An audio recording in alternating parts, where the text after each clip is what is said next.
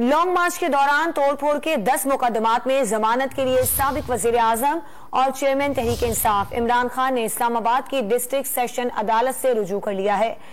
Long मार्च के दौरान तोड़फोड़ के 10 मुकदमात में जमानत के लिए साबिक वजीर आजम और चेयरमैन तहरीक इंसाफ इमरान खान ने इस्लामाबाद की डिस्ट्रिक्ट सेशन अदालत से रुजू कर लिया है। लॉन्ग मार्च के दौरान तोड़फोड़ के 10 मुकदमात में जमानत के लिए साबिक वजीर आजम और चेयरमैन तहरीक इंसाफ इमरान खान ने इस्लामाबाद की डिस्ट्रिक्ट सेशन अदालत से रुजू कर लिया है। बात करेंगे डॉन न्यूज के नुमाइंदे ताहिर नसीर से। ताहिर, समाअत कब तक शुरू होगी? जी देखिए, साबिक वज़ीर आज़म इमरान खान इस्लामाबाद की शहरी पहुंच चुके हैं। इमरान खान ने पीटीआई लॉन्ग मार्च के दौरान तोड़ फोड़ के मामले पर अदालत से रुजू किया था। 10 मुकदमात में इमरान खान ने दरखास्त जमानत दायर की है।